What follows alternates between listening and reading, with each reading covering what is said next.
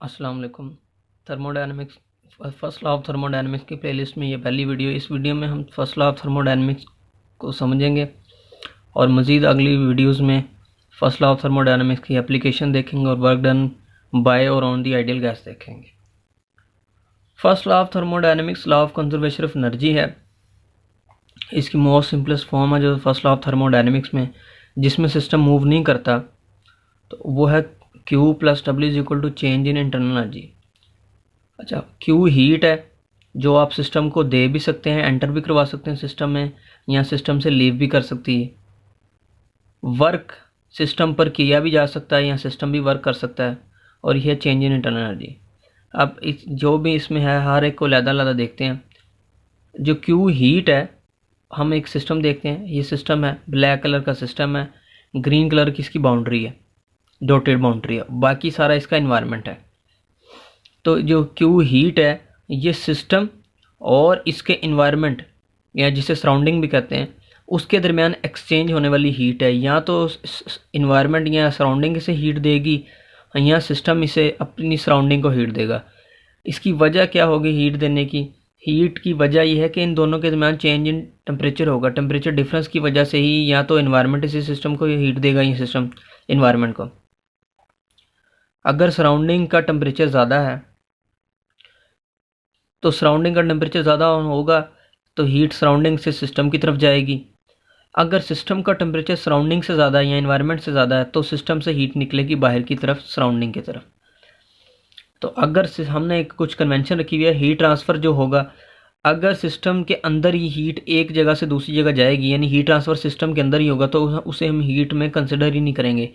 Heat Q में वो चीज़ consider होगी जो कि बाउंड्री को क्रॉस करके सिस्टम के साथ या सिस्टम में आएगी या सिस्टम में बाहर जाएगी, मतलब बाउंड्री को क्रॉस करेगी।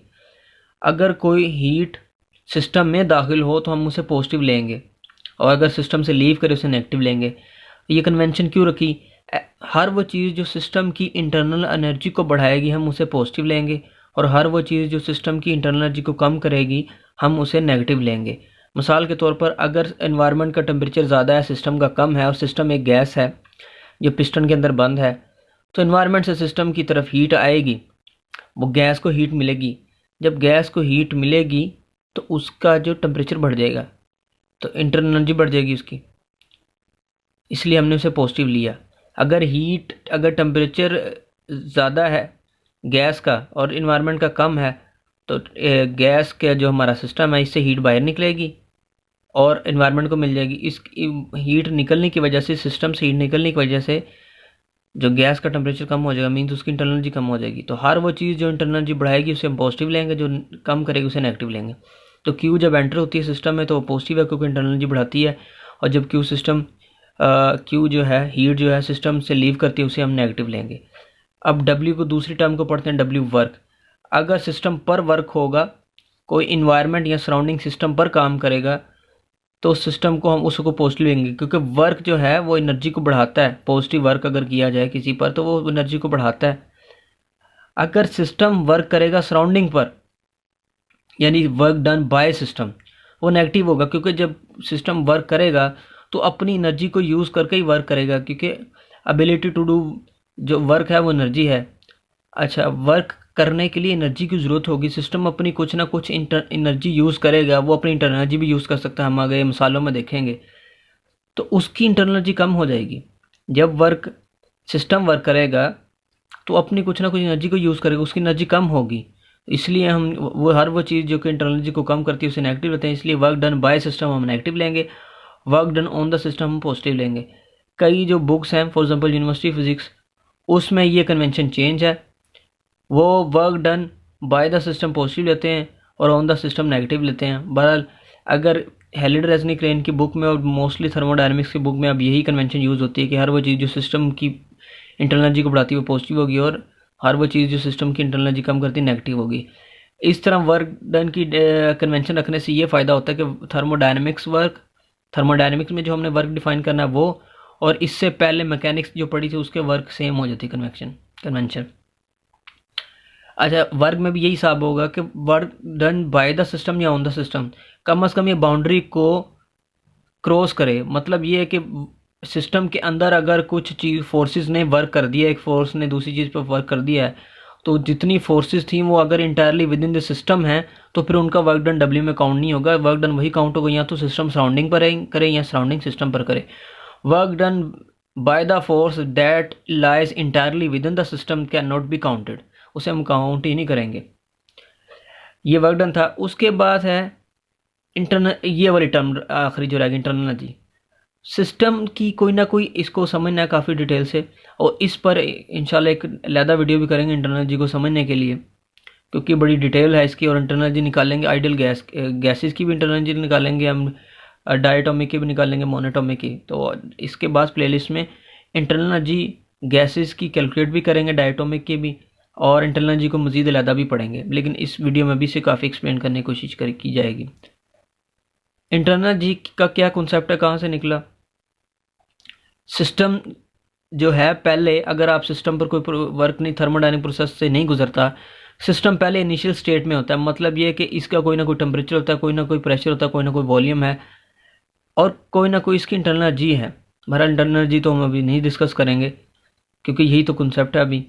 तो इंटरनल इसका कोई ना कोई टेम्परेचर है, प्रेशर है, वॉल्यूम है, ये इसकी इनिशियल इक्विलिब्रियम स्टेट है। तो ये पहले है इक्विलिब्रियम स्टेट में। फिर इस पर कोई, ये पिक्चर ए थी, पिक्चर बी में इस पर कोई ना कोई प्रोसेस किया जाता है, इसे थर्मोडायनेमिक्स प्रोसेस से गुजारा जाता है। इस सिस्टम को हीट दी जाती है। फॉर एग्जांपल ये पिस्टन के अंदर गैस का वाला सिस्टम है, ये गैसेस भरी हुई ऊपर पिस्टन है, ऐसे हीट भी दे सकते हैं हम क्यों, या ये वर्क कर भी सकता है, या उस पर हम ऊपर से फोर्स लगा के वर्क भी कर सकते हैं। इसे कोई ना कोई प्रोसेस से गुजारा जाएगा, इस पर हीट दी जाएगी, इस पर वर्क किया जाएगा, या इससे हीट निकाली जाएगी, या ये सिस्टम वर्क करेगा। जब आप इसे किसी प्रोसेस में से गुजारेंगे, उस प्रोसेस के बाद दोबारा फिर ये अपनी कोई ना कोई फाइनल स्टेट में आ जाएगा, और वो भी इक्विलिब्रियम स्टेट होगी। उसमें कोई ना कोई टेम्परेचर, प्रेशर और वॉल्यूम की वैल्यू होगी। इधर भी टेम्परेचर प्रेशर की कोई ना कोई वॉल्यूम होगी, वॉल्यूम कोई ना कोई वैल्यू होगी, टेम्परेचर प्रेशर की वैल्यू इनिशियल में भी होगी। ये थर्मोडायनेमिक्स प्रोसेस से गुजरने के बाद मोस्ट प्रोबेबली इसकी टेम्परेचर प्रेशर की कोई ना कोई वैल्यू, या वॉल्यूम की, या सारी, या इनमें से कुछ चेंज हो चुकी होंगी। इसका मतलब है सिस्टम एक इनिशियल स्टेट से फाइनल स्टेट में चला गया है। पीवी डायग्राम में ये बेहतर तौर पर समझा जा सकेगा कि सिस्टम को एक जगह से कैसे दूसरी जगह लेकर गए हैं। फॉर एग्जांपल पीवी डायग्राम बनाते हैं, ये इधर पीवी डायग्राम में ये वॉल्यूम है, इधर प्रेशर है। तो इधर ये पहली स्टेट सिस्टम की ये थी, दूसरी स्टेट हम इधर ले गए। अब पहली स्टेट से दूसरी स्टेट में जाने के लिए बड़े ज़्यादा हमारे पास पाथ मौजूद हैं। एक ये है कि हम इधर से इधर ऊपर जाते हैं पहले, फिर इधर से इधर जाते हैं, ये पहला पाथ है, पाथ 1 है।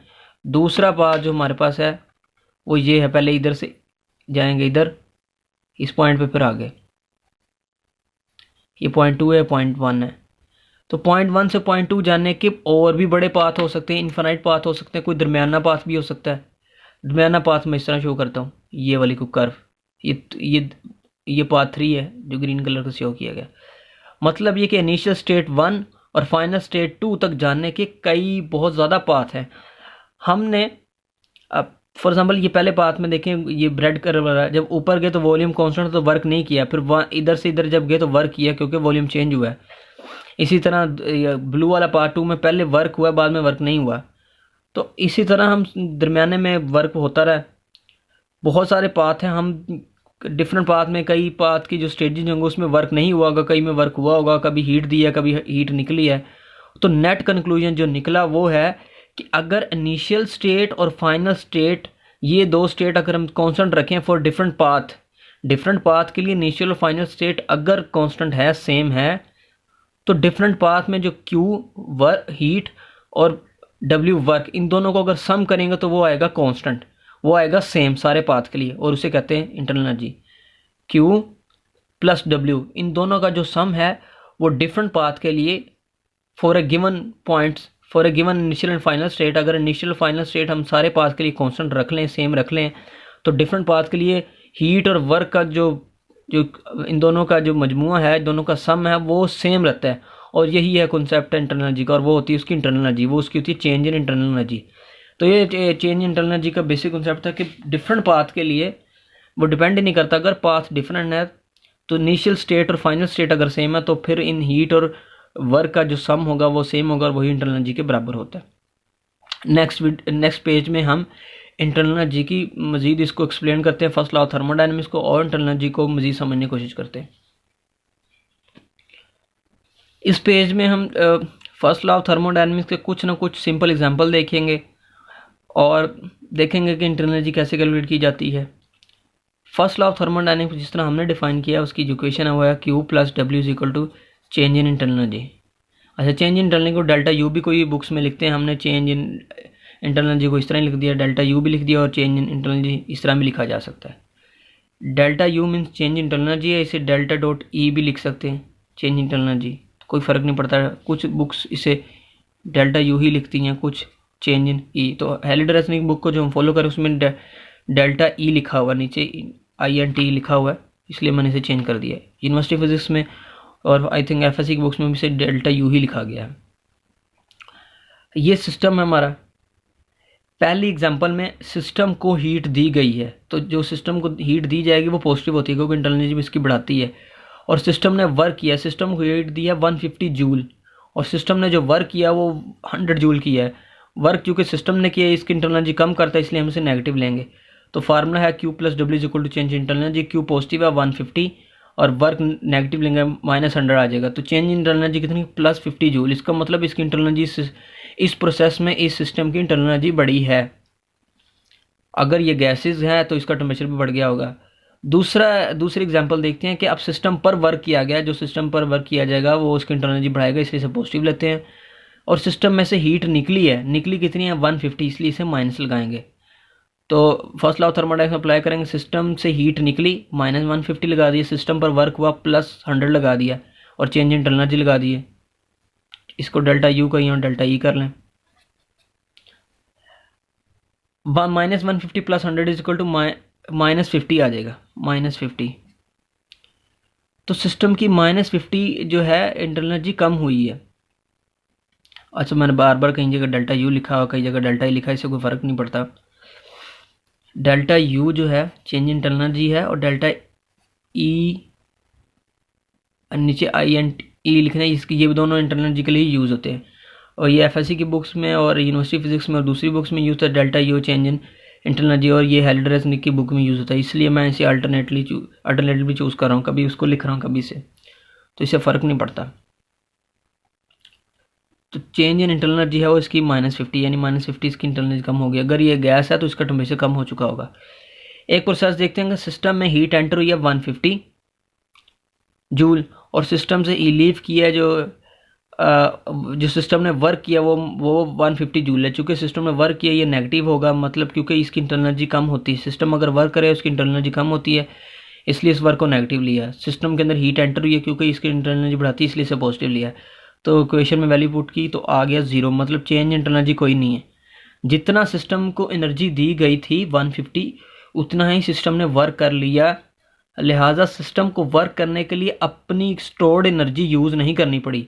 सिस्टम की जो अपनी स्टोर्ड एनर्जी होती है वही उसकी इंटरनल एनर्जी होती है। इंटरनल एनर्जी को उसने यूज़ ही नहीं किया, इसलिए वो उसके अंदर चेंज नहीं आया। चेंज इन इंटरनल एनर्जी 0 है, इंटरनल एनर्जी 0 नहीं है क्योंकि इंटरनल एनर्जी को उसने यूज़ ही नहीं किया। अगर ऐसा होता कि 200 जो है 200 जूल हीट आती और 150 वर्क होता, तो चूँकि हीट ज़्यादा आई है वर्क कम हुआ है, मतलब जितनी एनर्जी आई है उतनी उससे कम एनर्जी यूज़ हुई है, तो कुछ एनर्जी सिस्टम के पास रह जानी थी, वो इसकी इंटरनल एनर्जी बढ़ जानी थी। उस सूरत में +50 जूल बढ़ जानी थी, जैसे कि इधर हुआ कि सिस्टम के पास पहले केस में 150 जूल एनर्जी आई और उसमें से 100 जूल एनर्जी को यूज़ करते हुए वर्क किया, बाकी 50 बच गई। दूसरे में सिस्टम को एनर्जी दी गई 100 जूल एनर्जी वर्क की सूरत में, और हीट की सूरत में एनर्जी निकल गई 150, आई 100 जूल है निकली 150। इसका मतलब कुछ ना कुछ सिस्टम को अपने में से एनर्जी देने पड़ेगी, तो 150 बाहर निकलेगी और सिस्टम ने अपनी स्टोर्ड एनर्जी में से कुछ एनर्जी दी 50 जूल और वही इसकी कमी आ गई -50। तीसरे केस में सिस्टम ने ना ही सिस्टम के पास इजाफी एनर्जी उसको स्टोर हुई और ना ही उसने अपनी स्टोर एनर्जी को में से कुछ यूज़ किया। जितनी एनर्जी मिली उतने ही वर्क कर दिया, तो इसकी इंटरनल एनर्जी 0 है।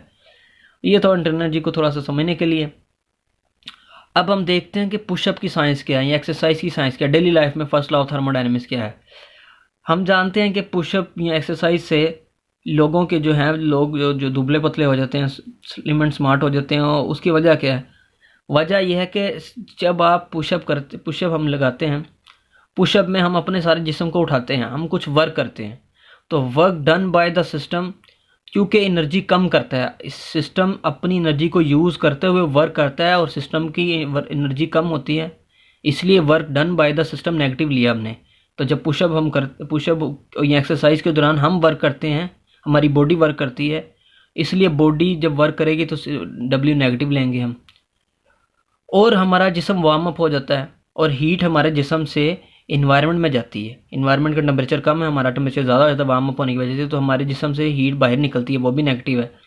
ये इक्वेशन देखें, इस इक्वेशन में हीट हमारे जिस्म से निकली, ये भी नेगेटिव है, और वर्क डन जो हमने किया, हमारी बॉडी ने किया, वो भी नेगेटिव है। दोनों चीज़ें नेगेटिव हैं, तो चेंज इन इंटरनल एनर्जी भी क्या आ जाएगी? Negative. Change in internal energy भी क्या नेगेटिव है?